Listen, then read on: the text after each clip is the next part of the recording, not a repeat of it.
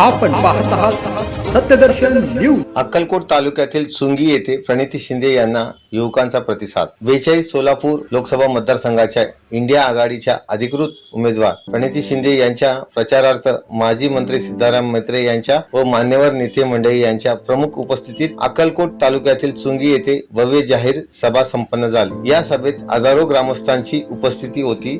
यावेळी अनेक युवकांनी काँग्रेस प्रवेश केला। या कार्यक्रमात प्रणिती शिंदे म्हणाल्या की तेव्हा ते काहीतरी निर्माण करतात आणि टेन्शन निर्माण करतात, म्हणून सावध राहा।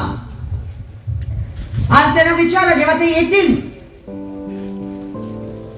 आणि प्रचाराचं भाषण दुसऱ्या दिशेने घेऊन जातील, तेव्हा त्यांना विचारा, त्यांची बोलती बंद होईल। तुम्ही त्यांना एकच प्रश्न विचारा की मागच्या 10 वर्षात तुम्ही निवडून दिलेल्या भाजपच्या खासदारांनी सोलापूर लोकसभेसाठी काय काम केलं? एकच प्रश्न विचारा, त्यांची बोलती बंद। का आम्हाला पाणी दिलं? का आम्हाला रस्ते दिले? का महागाई कमी केली? चुंगी गावात 2 तरी युवकांना नोकरी मिळाली तर सांगा। कोणत्या शेतकऱ्यांना पीक विमा मिळाला? कोणत्या जनावरांना चारा छावण्या मिळाल्या?